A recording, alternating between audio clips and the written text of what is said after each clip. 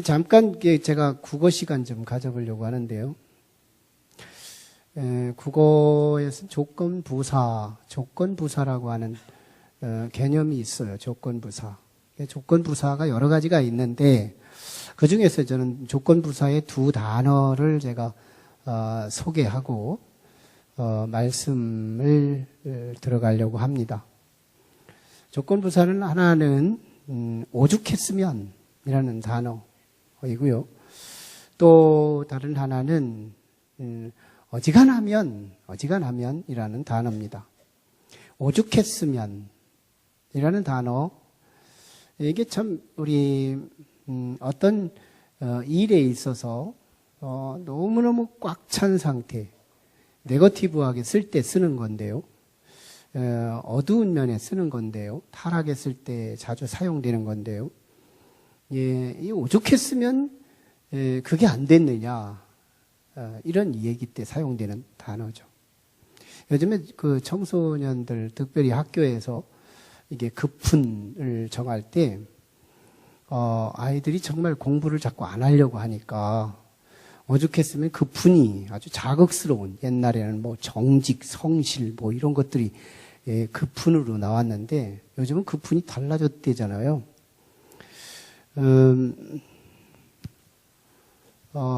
대학 가서 미팅 할래, 공장 가서 미싱 할래.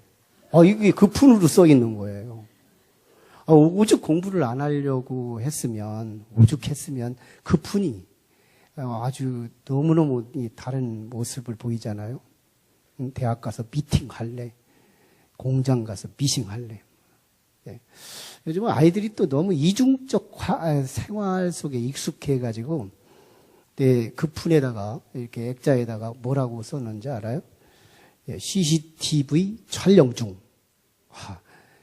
언제나 이게 누군가 보고 있다는 것을 이렇게 청소년들의 머릿속에 암시시키는 그런 개념들이죠. 여자 고등학교에서 참 이게, 여자 선생님들이 이렇게 가르치는데 칠판을 안 보는 거예요, 여자들이.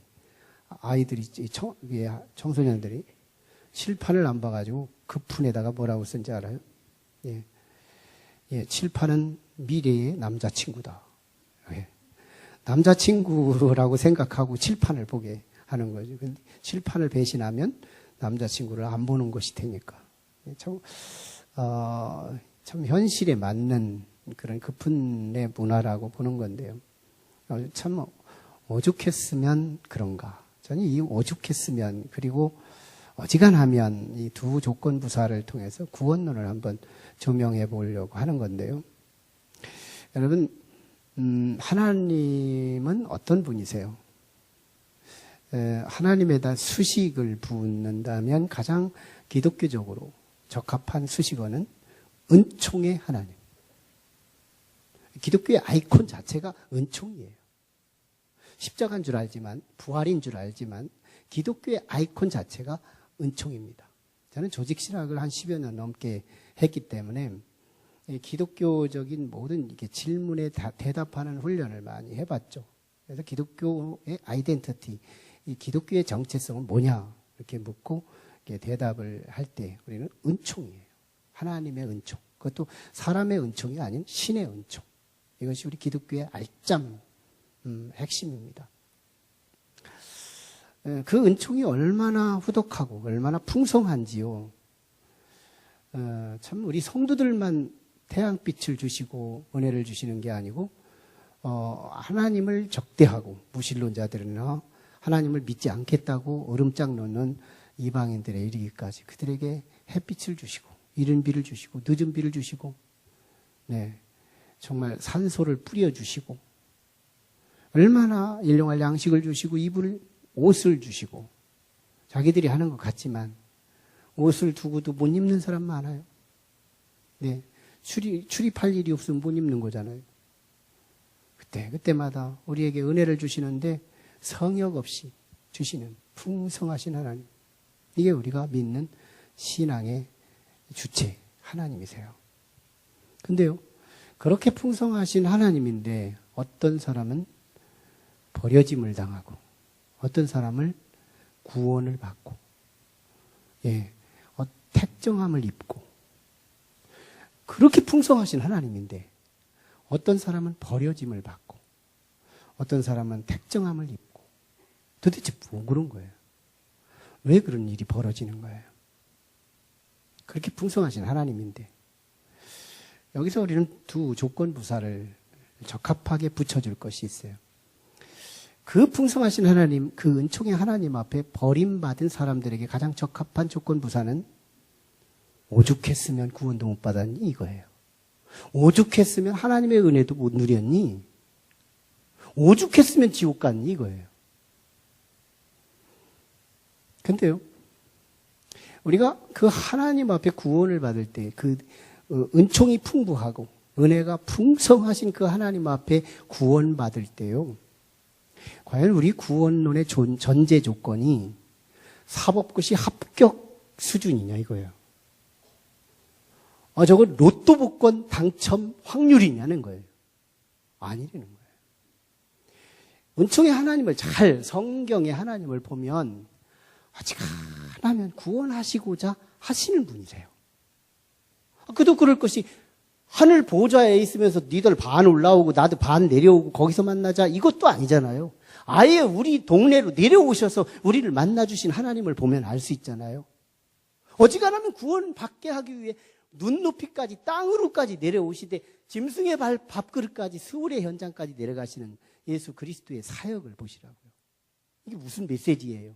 어지간하면 구원받게 하기 위해서 사법고시 수준이 아닌 로또 당첨 수준이 아닌 어지간하면 구원하시기 위한 하나님의 은총의 선언인 거죠. 여러분, 삭개오를 구원하기 위해서 저 예루살렘에서 네가 아쉬우면 와라 이 정도가 아니고 여리고까지 찾아가서 그 동네 방문만 열면 만날 수 있도록 다가가시는 그 주님.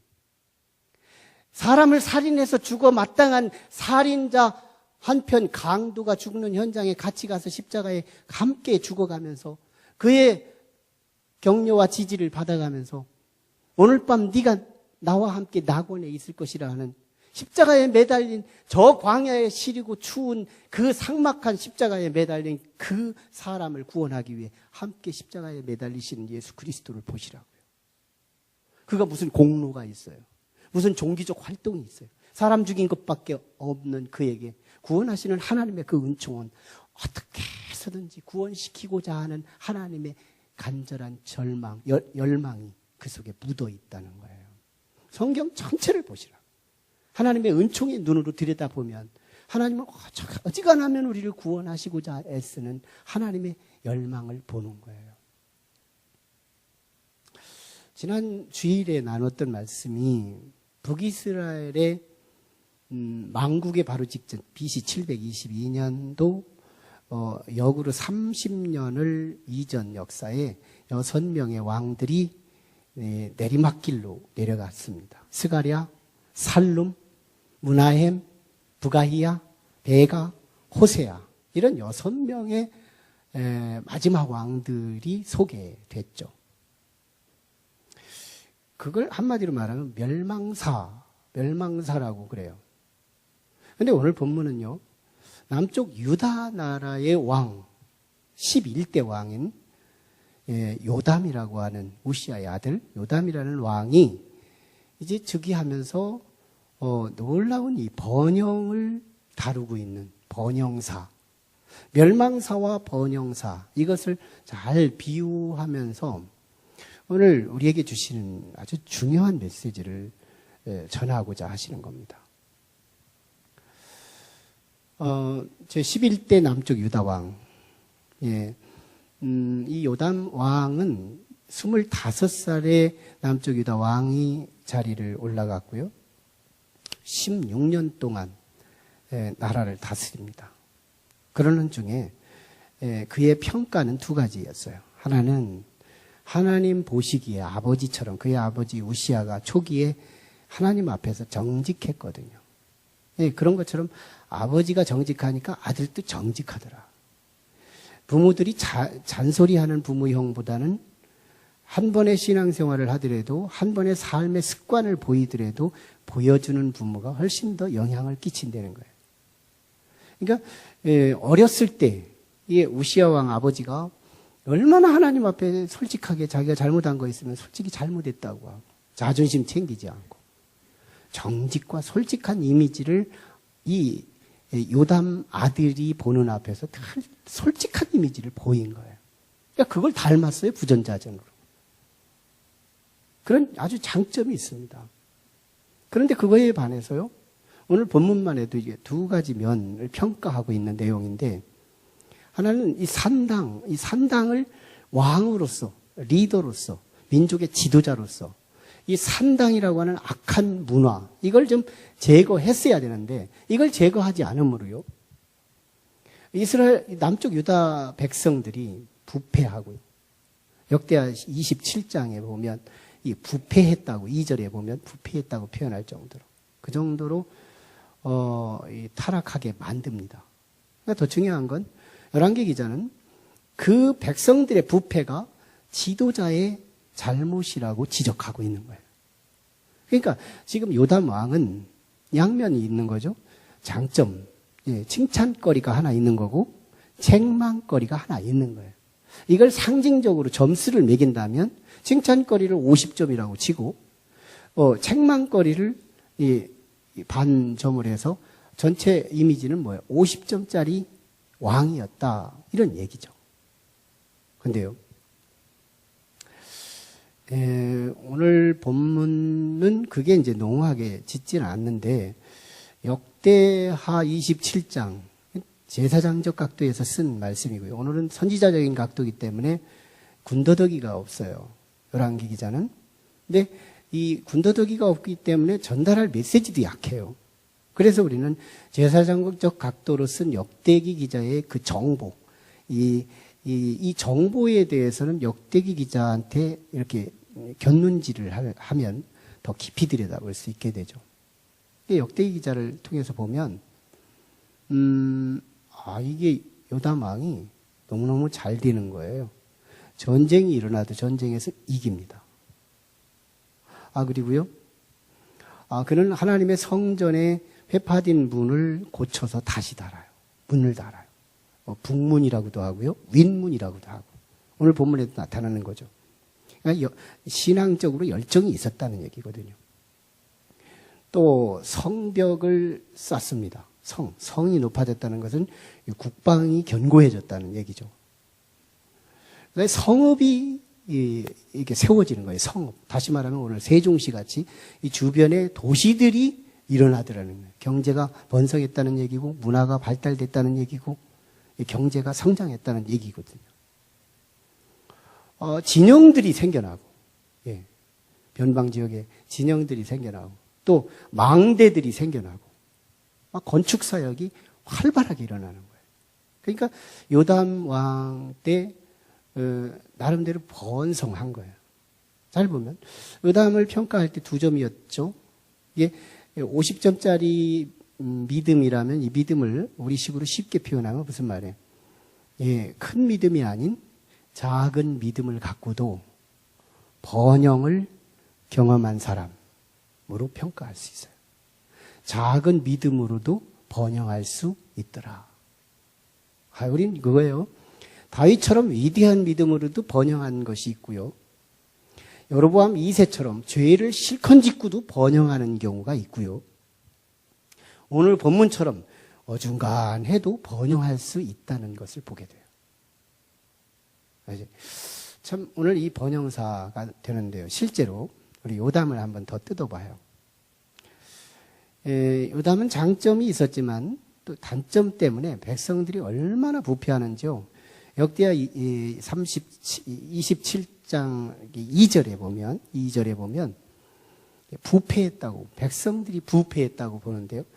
이건 개역 개정판이 부패로 표현되지만 바로 직전 번역서, 우리 한국어 번역인 개역 성경에는 사악했다고 표현해요. 사악했다.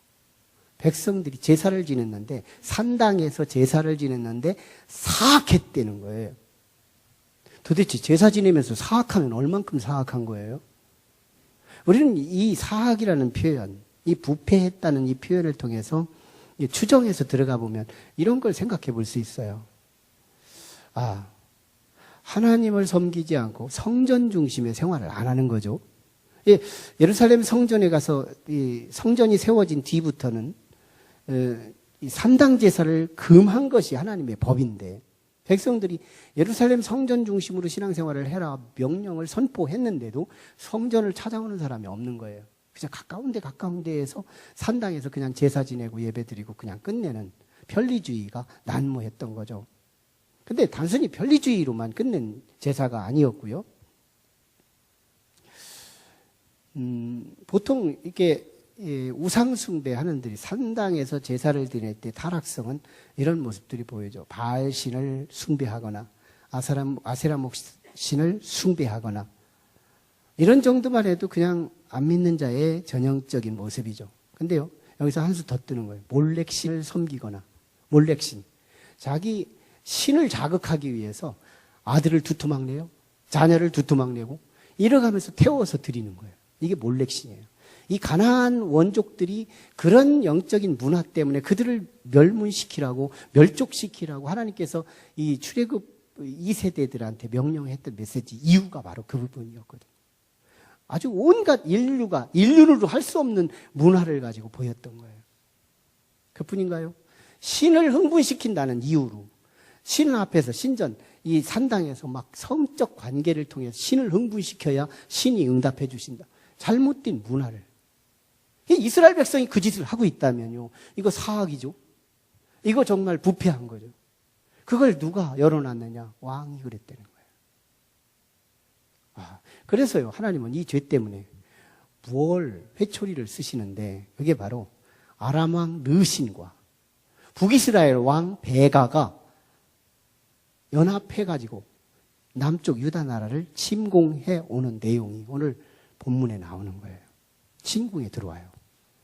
여러분 지난 시간에도 나눴던 것처럼 우리가 죄를 지면 언제나 죄를 계속해서 지면 가끔씩 섞이는 것도 아니고요. 계속 일어나는 일마다 생기는 일마다 내가 원하지 않는 일들이 빈도 있게 나를 찾아와. 내가 원하지 않는 일들이 찾아오는 거예요. 근데 내가 하나님과 동행하잖아요.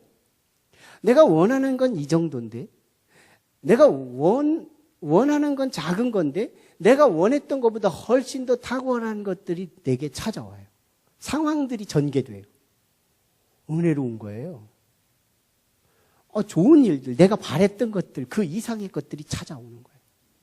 이게 성도로 살아가는 사람들에게 주어지는 약속인 거예요. 약속이에요. 그래서 우리가 죄를 지면 원치 않는 일들이 계속 자꾸 빈도 있게 찾아오면 우리 직감해야 되고 알아들어야 될 이유가 회개하라. 하나님을 다시 봐라.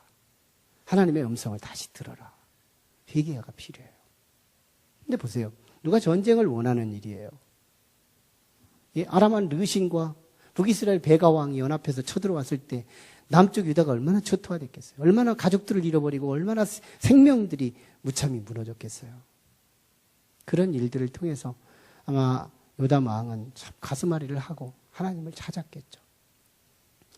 그도 그럴 것은 다음 장 오늘 우리 열왕기 15장이지만 열왕기가 15장이지만 16장 다음 장 이게 6절이죠. 6절에 보면 이 전쟁, 이 두 나라가 연합해서 전쟁 온 내용이 나와요. 근데 요담의 아들을 이 두 나라 병사들이 애워쌌다고 표현하는데 사실은 이 싸움은 오늘 본문에 일어난 이 전쟁하고 같은 이야기입니다. 같은 사건 하나예요. 근데 그 아들이 애워싸임을 당했다고 표현하지만 실제는 그의 아버지가 그 아들이 나이가 어려서 섭정을 하는 시기였기 때문에 아들을 애워싼 얘기는 아버지를 애워쌌다는 얘기가 요담을 애워쌌다는 얘기나 같은 얘기라는 거예요. 애워쌌지만요. 전쟁은 이깁니다. 거기서 이겼잖아요. 5절에 6절에서. 네. 이 전쟁에서 이기는데요. 참 굉장한 번영을 이루게 됩니다. 무슨 메시지일까요? 적당히 부족한 것도 있는데 또 적당히 정직한 모습도 있고 50점짜리 요담이 전쟁을 하면 다 이기고, 성읍이 생기고 성벽이 생기고, 진영들이 생기고 망대들이 생기고, 여기저기에 내가 생각지 않은 좋은 일들, 어려움이 와도 잘 되고, 좋은 일이 와도 잘 되고, 이런 일이 벌어지는 거예요. 여기서 우리는 비교의 복음을 들어야 한다는 겁니다. 이 비교 문학에서 가장 중요한 전제가 두 가지 단어인데요. 하나는 텍스트예요. 텍스트. 오늘 얘기하고자 하는 화두, 그 내용이 뭐냐는 거예요. 오늘 본문이 텍스트라면 지난 시간에 나눴던 이 북이스라엘의 6명의 망국으로 치닫는 6명의 이야기들은 오늘 본문 입장에서는 컨텍스트예요. 상황 또는 정황이라고 표현하죠. 텍스트와 컨텍스트는 같이 맞물려서 해석할 때 가장 건강하고 가장 객관적이고 가장 사실적인 해석이 가능해진다는 거예요. 보수주의적이고 너무너무 지엽적인 해석가들을 보면 텍스트에만 집중하고 말아요. 컨텍스트, 이 정황을 염두하지 않고 해석을 바로 해버리면 이게 딱딱 끊어져 있단 말이죠. 같이 함께 연동해서 해석하는 가장 건강한, 그래서 저자의 의도를 가장 핵심 있게 파악하는 그것이 우리에게 필요한데요. 왜? 요담의 50점짜리가 왜 이렇게 번영을 보았느냐? 이유가 있다는 거예요. 이유가 있다. 북왕조를 향해서는 무슨 메시지며 남왕조를 향하여는 무슨 메시지냐가 필요한데요. 북왕조는요, 그들이 아수리에 의해서 722년도에 끌려가잖아요. 왜 하나님 앞에 버림을 받았느냐는 이유. 여기에 적합한 조건부사는 오죽했으면 그랬느냐는 거예요. 오죽했으면 하나님 앞에 버림받았느냐는 거예요. 택함받은 민족이었는데. 오죽했으면. 이게요. 하나님의 은혜가 없어서 그것도 아니에요. 복음이 없어서 그것도 아니에요. 말씀이 없어서 그것도 아니에요. 그렇다고 그래서 공로가 없어서 그것도 아니에요. 오죽했으면 하나님을 향하여 다쳤느냐는 거예요. 하나님을 향하여, 우상을 향하여는 열려 있고요. 아세라 목상과 우린 여러 가지 우상들에게 또한 비도덕적인 타락에 의해서는 열려 있는 것에 반해서 하나님을 향하여는 딱 닫혀요. 가로도 들어갈 만큼. 조금도, 눈곱만큼도 하나님을 향하여는 열려 있지 않아서 오죽했으면 하나님께서 보내느냐는 거예요. 오죽했으면 이스라엘 백성을 버리느냐는 거예요.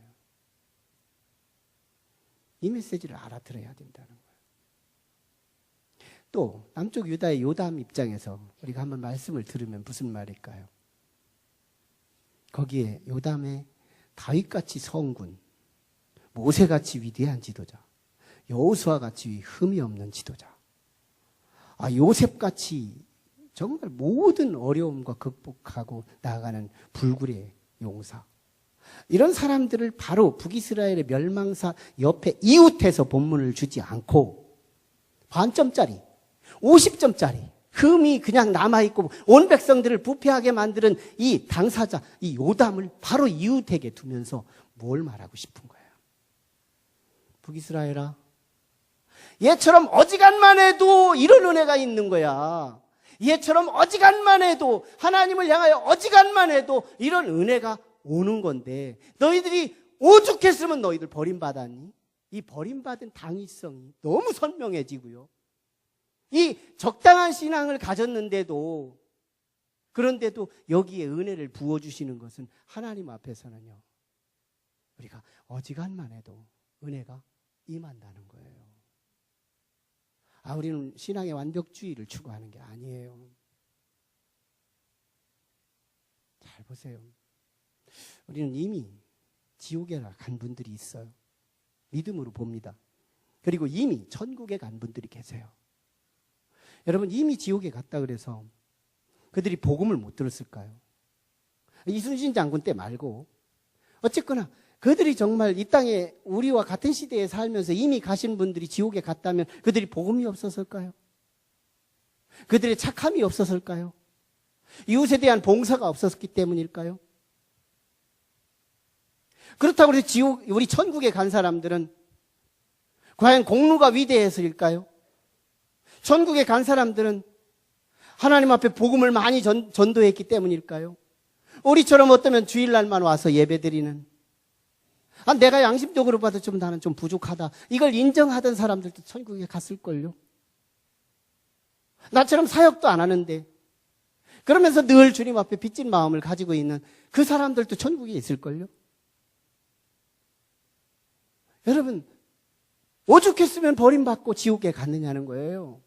그 넉넉하신 하나님, 그 후덕하신 하나님, 그 자비가 풍성하신 하나님, 그 하나님 앞에서 오죽했으면 지옥에 가느냐는 거예요. 그 하나님 앞에서 어지간한 했어도 천국에 갈 수 있는 이유는 우리의 복음이 그렇게 우리를 가이드해 주고 있다는 거예요. 여러분, 우리의 믿음이 뭐예요? 우리의 믿음이 뭐냐고. 믿음은 태도입니다. 믿음은 태도예요. 이것을 영어로는 매너라고 그러죠. 우리 사람과 사람 사이에 매너가 그래? 매너가 너무 안 좋아? 이렇게 표현하고, 매너가 너무너무 여러모로 매너가 안 되면 관계를 끊어버려요. 그런데 이 매너는 안 좋지만 저 매너가 괜찮아서 그 사람과 관계는 이어지고 있어요. 이게 태도예요. 믿음은 태도다. 가끔씩 우리는 이 실천을 통해서 믿음을 확인하려고 하는 습관이 있죠. 우리는 70년대의 믿음론과 오늘 지금 이 시대의 믿음론은 많은 신학자들이 그리스도인들의 빛과 소금이 안 보이니까 저 사람들은 믿음이 없어, 이렇게 정죄하기 위해서 우리는 삶을 통해서 믿음을 저울질해요. 그런데 그거는 우리의 현실의 트렌드 때문에 그렇게 해석하는 것이고요. 실제의 믿음의 정의는 태도다. 태도예요. 오히려 우리가 순종의 믿음을 위대하게 보지만 순종했을 때는 위험한 것도 없지 않다는 거예요. 하나님의 말씀에 순종했을 때 오히려 위험한 한 요소만 안다면 우리가 겸비될 것이 필요해요. 겸비될 것이 필요해요. 내가 정말 하나님 앞에서 순종을 했어요. 그러면 어떤 것이 생기느냐면 가장 먼저 내 공로의식부터 생깁니다. 이 공로의식. 그래서 나는 막 100명을 전도했고, 나는 어떤 막 교회에서 교사들을 몇 년 동안을 교사했고, 내가 헌금을 얼만큼 많이 했고, 이런 공로가 있으면요, 가장 먼저 내가 내 양심과 함께 내게 쌓이는 이 의식이 뭐냐면 공로의식이에요. 나 같은 사람 있어? 이것이요, 우리의 믿음의 이 태도를 일그러지게 합니다. 이 태도를 무너지게 하는 거예요. 나는 이 태도가 믿음의 정의라고 말하는 이유는, 이 태도는 우리는 어차피 내 것 가지고 구원이 아니라 예수 그리스도의 그 은총이 내 것으로 들어왔을 때 받아들임으로, 수용함으로 우리는 구원이기 때문에, 예수 그리스도의 피가 내게 들어와서 수혈이 될 때, 예수 그리스도의 십자가의 공로가 내 안에 들어올 때 우리는 비로소 구원이라는 것이 이루어지는 것이 구원론의 핵이잖아요. 내 의 가지고 구원되는 것이 아니잖아요. 그런 의미에서 예수 그리스도의 온전한 저 사역 100%가 내 안에 들어올 수 있는 은총은 뭐냐면 태도를 통해서만 수용되는 거예요. 근데 내게 공로가 있을 때 위험한 것이 뭐냐면, 나 같은 사람이 있어? 나는 당연히 천국 가는 거예요. 왜? 내가 행한 공로가 있기 때문에. 이것이요, 태도를 무너지게 하는 거예요. 그래서 공로가 있는 사람들에게 겸비돼야 할 한 가지 요소가 있다면 그는 겸손이라는 겸비가 필요해요. 겸손이 붙어지지 않으면 차라리 실천하지 않은 것만 못하다는, 그렇다고 실천 안 한다는 것이 우리가 독려해야 할 요인인가요? 우리는 실천해야 되죠. 순종해야 되죠. 헌신해야 되죠. 그렇지만 우리에게 헌신할 때 위험소를 얘기하는 것은 바로 겸손이 필요하다는 거예요. 절대로 이 겸손이 없이는 우리는 어떤 공로는 차라리 위험하다는 겁니다. 그런데 진정한 믿음은 하나님의 은총을 담아서 구원이기 때문에, 은총이 우리에게 영접되어서 구원이기 때문에 태도가 맞다는 겁니다. 태도가 맞아요. 여러분, 이 태도가 가장 우리에게 자극이 되고 도전이 되는 한 인물이 마태복음 15장 21절 이하에 소개되는데요. 그게 바로 가나안 여인입니다. 가나안 여인은 자신의 딸이 귀신 들렸다는 문제가 있어서 예수님을 찾아와요. 예수님을 찾아왔는데 사람들이 인산인해를 이루어요. 그래서 예수님에게 다윗의 자손 예수여 나를 불쌍히 여기소서 나를 구원해 주소서 하면서 막 외치는데요. 제자들이 예수님 사역하시는 거예요. 예수님 말씀하시고 있어. 예수님 병든 자들을 치유하는 사역을 하고 있어. 아무리 해도요. 이 여인의 이 다급한 이 문제 앞에서 예수님에게 조용히 할 수가 없는 거예요. 다윗의 자손 예수여 나를 불쌍히 여기소서. 이 태도를 보시라고요. 이 태도. 주님 앞에 자존심 없어요. 자기를 불쌍하게 여겨달라고 자기를 바닥에 깔아요. 불쌍하게 여겨달래요. 제자들이 제재를 하는데도 안 들려요. 아랑곳 없어요. 그럼에도 불구하고 계속 시끄러우니까 제자들이 예수님에게 와서 예수님 말씀 한마디만 하면 우리 말이 먹힐 것 같은데요. 한번 말씀해 주시죠. 그랬더니 예수님께서 제자들을 바라보며 일가리며 말씀하셨던 말씀이 뭐냐면 이스라엘 백성들에게 주려고 했던 것을 이스라엘 백성들을 위해서 내가 여기 온 거지 이방인들을 위해서 내가 여기 온 것이 아니다. 이러면서 사실상 거절 메시지를 제자들에게 말합니다. 근데 옆에 있던 가나안 여인이 그 소리를 듣고 주여 절을 합니다. 또 절을 해요. 납작 엎드려서 절을 하는 거예요. 이 태도를 보시라고요. 납작 엎드려서 절을 해요. 그리고 나서 나를 구원해 주소서. 난 구원의 대상이래요. 내게는 문제가 많다는 거예요. 그러자 예수님은 한 수 더 뜹니다. 절하는 이 여성 앞에 불쌍히 여김도 아니고 한 수 더 뜨시면서 뭐라 그러냐면 자녀를 주려고 준비한 떡을 갖고 개한테 던져주는 것이 마땅하니? 마땅하지 않다. 서리법이죠. 강조적인 표현이에요. 절대로 줄 수 없는 일이야. 이거는 굉장한 거절이죠. 적극적 거절이고 능동적인 거절이에요. 너한테는 조금도 줄 수 없다는 거예요. 그때요. 이 여인은 뭐라고 말하느냐면 그 박대한 내용을 올소이다. 이방인이었기 때문에 아멘이 뭔지 몰라. 교회를 안 다녀봤기 때문에 아멘이 뭔지를 몰라. 올소이다. 수용해버리는 거예요. 자기를 박대했잖아요. 그런데 심지어는 뭐하고 비교해요? 개한테 비교한 거예요.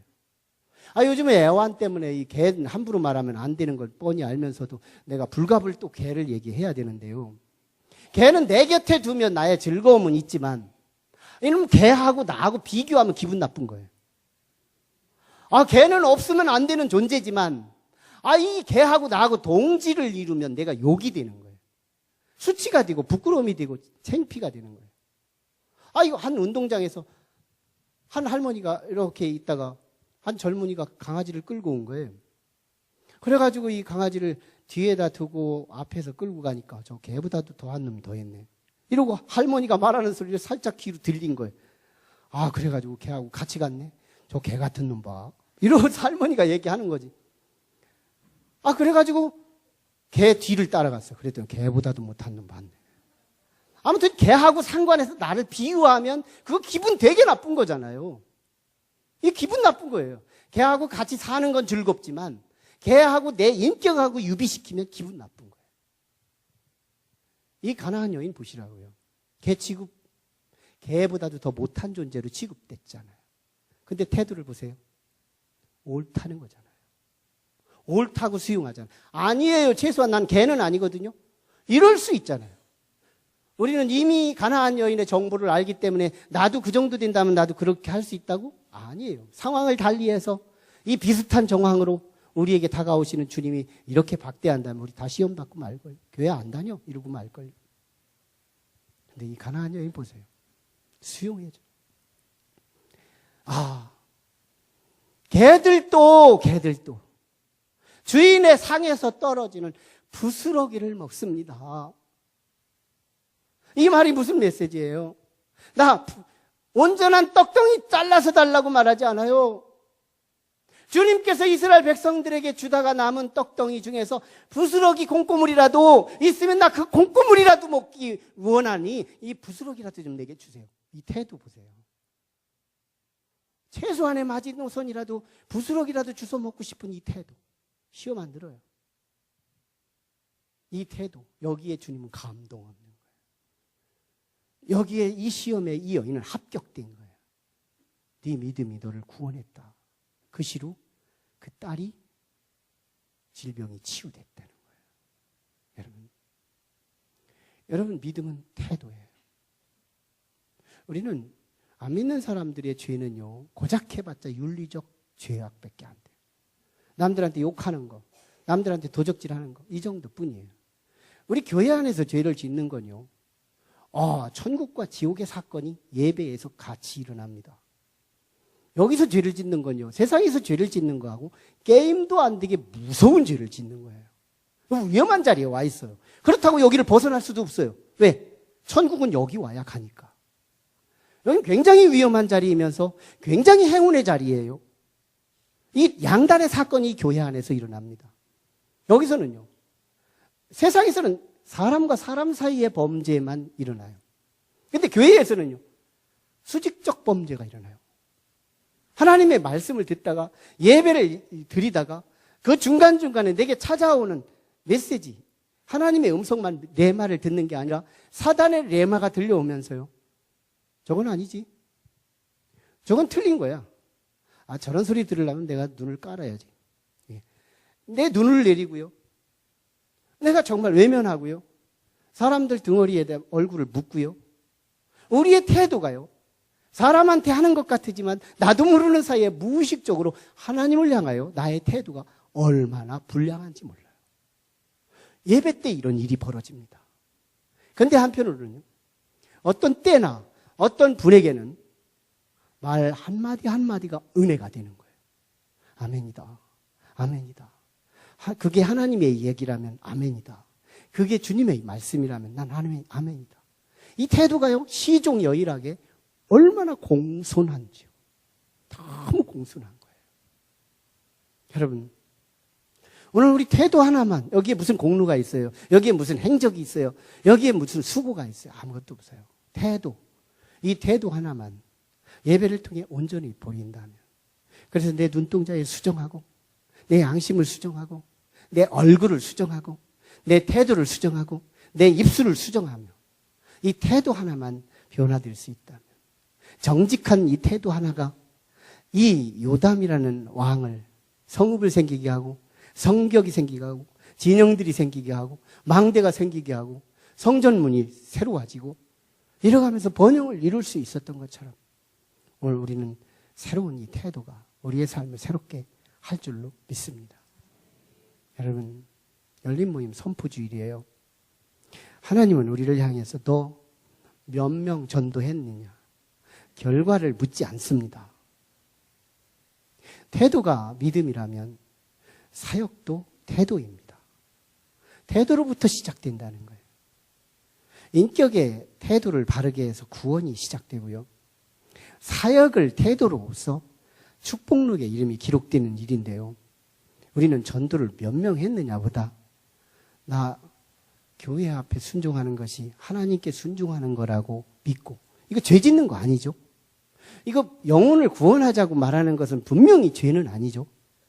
분명히 성도의 때를 얻든지 못 얻든지 복음을 증거하라고 가르치고 있죠. 우시야 왕은 죄를 짓다가도 스가랴 선지자가 영적인 훈수를 하면 우시야 왕은 자신의 태도를 바꿉니다. 목자와 자기와의 관계가 살아있는 동안에는 우시야 왕이 형통했다고 표현하고 있죠. 그가 기도하라고 하니까 기도하는 거예요. 그가 이루라 하니까 하나님의 뜻을 이루는 거예요. 근데 스가랴가 죽었어요. 나한테 거룩한 권면을 해주는 사람이 사라지니까 우시야가 타락해서 후반기에 문둥병에 걸리고 말았던 거잖아요. 교회가 선한 일, 헌금하자고, 건축 헌금하라고 이런 얘기가 오히려 의로운 건가요? 내가 구원받았으니 좀 적어도 우리 하나님 앞에 나도 누군가에 의해서 복음을 받아서 구원받았으니 나도 누군가를 구원해서 하나님 앞에 함께 천국 가게 하는 의로운 선한 이웃이 돼야 되겠다. 구원을 시켰느냐 안 시켰느냐보다 더 중요한 것이 내가 한번 이름이라도 써서 제출을 하면서 한번 해보려고 하는 나의 태도. 난 이것이 중요하다는 거예요. 사역도 태도요. 구원도 태도예요. 이 태도는 하나님의 은총이 부어질 때 뜻하지 않게 열매까지 거두도록 하나님이 인도하신다는 거예요. 오늘요. 참으로 우리 요담이라는 이 반쪽짜리 믿음이 위대한 축복을 주신 이유가 바로 오죽했으면 저들이 멸망받았느냐를 강조하는 거예요. 저는요, 우리 교회에서 그래도 개척 19년 동안 오늘 여기까지 온 이유는 사실은 잘 보면 제가 잘나서도 아니에요. 제 능력이 탁월해서도 아니에요. 진실로 그래요.